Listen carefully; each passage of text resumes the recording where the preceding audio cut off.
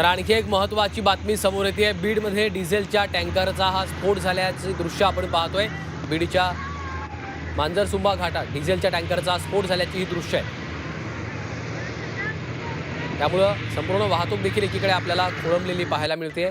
आजूबाजूच्या परिसरामध्ये देखील मोठी भीतीचं वातावरण यामुळे आता निर्माण झालेलं आहे। बीडमध्ये डिझेलच्या टँकरचा हा स्फोट झाल्याची दृश्य आहेत। संपूर्ण परिसरामध्ये आता आगीचे लोट आपल्याला पाहायला मिळतात। त्यामुळे नागरिकांमध्ये देखील आता काहीसं भीतीचं वातावरण निर्माण झालेलं आहे। बीडमध्ये डिझेलच्या टँकरचा स्फोट झाल्याची माहिती समोर येते आहे।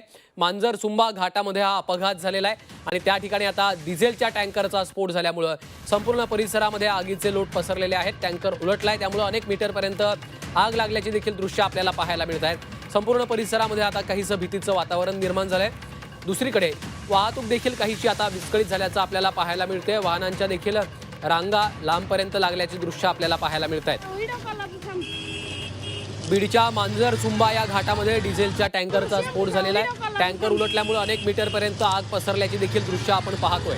बीडच्या मांजरसुंबा घाटामध्ये हा अपघात घडलेला आहे। हा डिझेलचा टँकरच उलटला, त्याचा स्फोट झाला आणि दूरपर्यंत आता आग लागल्याची दृश्य आपण पाहतोय।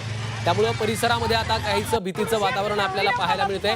दूरपर्यंत आगीचे लोट आपल्याला पाहायला मिळत आहेत। मांजरसुंबा घाटामधली घटना आहे। मांजरसुंबा घाटात हा अपघात झालेला आहे। टँकर उलटला आणि त्याचा स्फोट झाला, त्यामुळे परिणामी परिसरामध्ये दूरपर्यंत आगीचे लोट पसरल्याची देखील दृश्य आपल्याला पाहायला मिळत आहेत। बीडमधील मांजरसुंबा घाटामध्ये हा अपघात घडलेला आहे। बीडमधील मांजरसुंबा घाटामध्ये डिझेलच्या टँकरचा स्फोट झालेला आहे।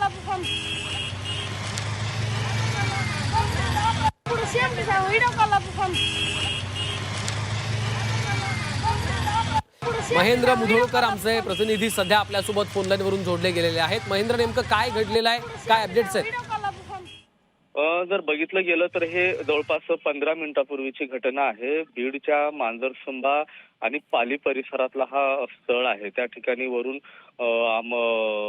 अहमदनगर आणि बीड साठी एक टँकर येत होता। त्यामध्ये ज्वालाग्राही जे पदार्थ आहेत, डिझेल त्यामध्ये होतं आणि अचानक ते आपला जो टँकर आहे त्याचा टायर जो आहे तो फुटल्याचं पाहायला मिळालं आणि त्यानंतर टँकर जो आहे तो घटनास्थळी त्या ठिकाणी तो पलटला गेला आणि पलटल्यामुळे भीषण आग त्या ठिकाणी लागलेली आहे। सध्या धुळे सोलापूर जे राष्ट्रीय महामार्ग आहे तो महामार्ग पूर्णपणे बंद करण्यात आलेला आहे।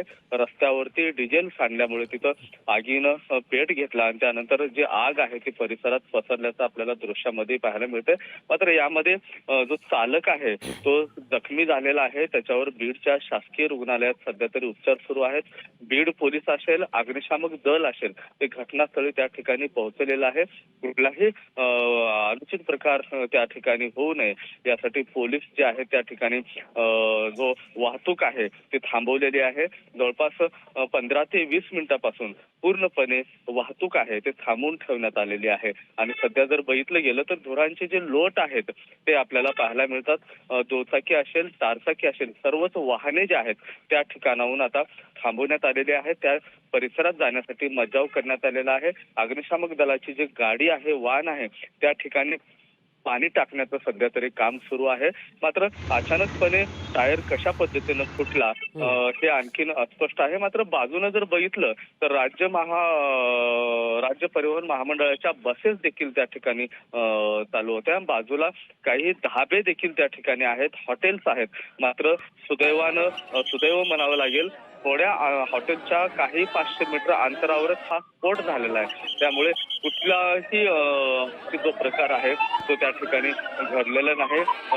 रुग्णवाहिका जे देखील आहेत त्या परिसरामध्ये सध्या पाठवण्यात आलेल्या आहेत। कुठलीही घटना जी आहे ती घडू नये यासाठी संपूर्ण जिल्हा प्रशासन जे आहे ते काळजी घेताना आपल्याला तिथं पाहायला मिळते।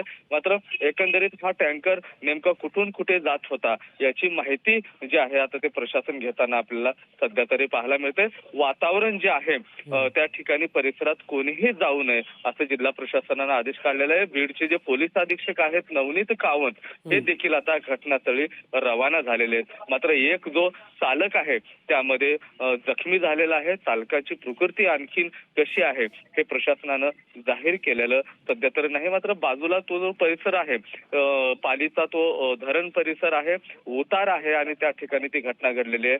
त्याच्या बाजूला जर बघितलं तर इन्फंट इंडिया नावाची एक सामाजिक संस्था ज्या ठिकाणी आहे त्याच ठिकाणी हा झालेला आहे. मात्र सुदैवानं जो भाग जो पेटलेला आहे तो तिथं वृक्ष लागवडीचा भाग होता म्हणून कुठलीही जीवितहानी त्या ठिकाणी झालेली नाहीये. महेंद्र, ज्या ठिकाणी हा अपघात घडलेला आहे आजूबाजूला काही हॉटेल्स होत्या, नागरी वस्ती आहे का, कुणाला काही इजा झाली आहे का, त्या संदर्भात काही माहिती?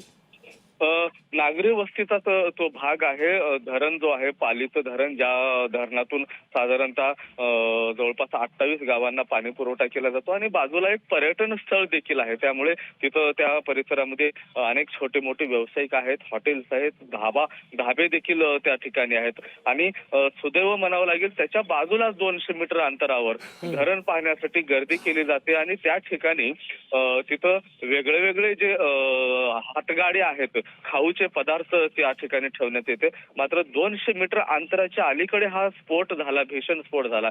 योगायोगाने त्या परिसरामधून कुठलंही वाहन तिथून जात नव्हतं. त्यामुळे सुदैवानं कुठलीही दुर्घटना जी आहे त्या परिसरात घडलेली नाही. मात्र ही घटना तत्काळ लक्षात आल्यानंतर बाजूचे जे हॉटेल्स आहेत, ज्या हॉटेल्समध्ये जिथं गॅसचा उपयोग केला जातो अशा हॉटेल्सना तात्काळ बंद करण्याचे प्रशासनाने आदेश दिलेले आहेत. डिझेल जो आहे, डिझेलचा जो लोंढा आहे तो रस्त्यावरती त्या ठिकाणी पसरलेला आहे. त्यामुळे माती असेल आणि पाणी असेल या दोघांचं मिश्रण करून सध्या तरी आग विझवण्याचं काम सुरू आहे. मात्र गेल्या 15 ते 20 मिनिटापासून संपूर्ण जे वाहतूक आहे ते मात्र खोळंबलेली आहे, विस्कळीत झालेली आहे. प्रशासनानं कुठलेही वाहन जे आहे ते बीड पासून सोडण्यासाठी मज्जाव केलेला आहे. बीडचा जो बायपासचा परिसर आहे त्या ठिकाणी वाहतूक पोलिसांनी वाहने जे आहेत त्या ठिकाणी सध्या तरी थांबवून ठेवण्यात आलेले आहेत. वरचा जो मांजरसंबाचा जो भाग आहे तो घाट आहे, या घाटामधून येण्याची संख्या मोठी आहे. घाट मोठा असल्यामुळे उतार आहे, त्यामुळे नेकनूर पोलीस देखील घटनास्थळी त्या ठिकाणी दाखल झालेले आहेत.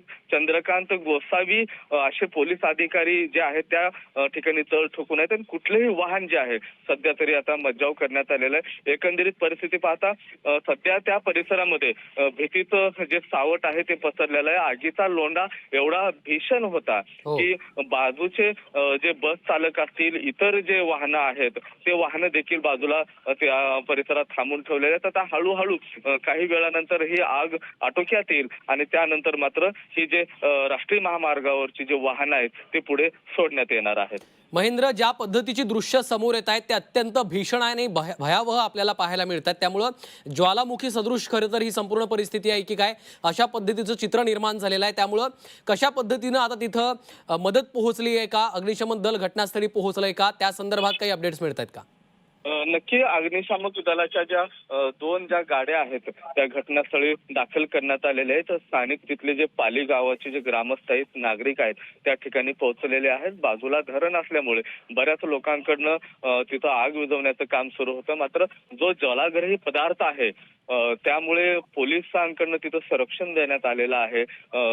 जे गार्ड्स आहेत पोलिसांचे त्या ठिकाणी ठेवण्यात आलेले आहेत. मात्र अशा पद्धतीनं स्फोट होतो त्यामुळे नागरिक जे आहेत, प्रवासी वाहतूक करणारे जे आहेत ते भयभीत झालेले आहेत. सुरुवातीला ज्यावेळेस आगीचा आगडोंब उडाला त्यावेळेस सर्वसामान्य जे प्रवासी होते ते घाबरलेल्या अवस्थेत तिथं पाहायला मिळाले. काही प्रवाशांनी तिथल्या पोलिसांना फोन केला, अग्निशामक दलाला फोन केला आणि त्यामुळे अग्निशामक दल जे आहे तत्काळ घटनास्थळी त्या ठिकाणी पोहोचलं. त्यानंतर बीडचे ग्रामीण पोलिसांचे जे पथक आहे त्या ठिकाणी गेलेलं आहे. कोणीही त्या ज्वालाग्रहाच्या पदार्थाच्या जवळ जाऊ नये अशी जी काळजी आहे आता प्रशासन असतील, स्थानिक नागरिक असतील ते घेताना आपल्याला पाहायला मिळते. मात्र एकंदरीत जो भडका होता तो एक वेगळ्या पद्धतीचा भडका होता. सुरुवातीला नेमकं काय झालंय, स्फोट कशाचा झाला, नेमकं काय कारण आहे ते कुणालाही तिथं कळलेलं नाही. मात्र प्रथमदर्शनी जे लोक जे माध्यमांना फोन केले, ज्या ग्रामस्थांनी फोन केला त्यांच्या म्हणण्यानुसार सुरुवातीला जो टायर आहे तो फुटला. टायर फुटल्यानंतर टँकर जो आहे तो पलटला आणि पलटल्यानंतर टँकर मधला जो काही ज्वालाग्रही पदार्थ आहे तो बाहेर रस्त्यावरती सांडला आणि त्यानंतर अचानक आगीनं पेट घेतला. आग एवढ्या जलद गतीनं लागली की बाजूच्या लोकांनाही त्या गोष्टीची जाणीव झाली नाही. हळूहळू ते आग पसरत असताना अग्निशामक दल जे आहे त्या ठिकाणी पोहोचलं आणि त्यामुळे पुढची जी अनुचित जी घटना आहे, जी दुर्घटना आहे ती टळलेली आहे. याच्यामधला एक जो आहे चालक जो आहे तो जखमी आहे, मात्र दुसरा जो क्लिनर आहे तो जखमी आहे का नाही आणखीन त्याची माहिती समोर येत नाही. कारण पोलीस तिथे त्या ठिकाणी घटनास्थळी जे आहेत ते तळ ठोकून आहेत. मात्र हळूहळू जी परिस्थिती आहे ती आता नियंत्रणात येत असल्याची सध्या तरी माहिती आहे. पोलिसांनी चारही बाजूची जी वाहतूक आहे त्या ठिकाणी थांबवलेली आहे आणि त्यामुळे आता जे प्रवासी आहेत ते तिथून सुटकेचा निश्वास टाकतील. निश्चितच महेंद्र, या संदर्भातले अपडेट्स तुमच्याकडनं वारंवार घेणार आहोत. तुर्तास धन्यवाद या सविस्तर माहितीसाठी.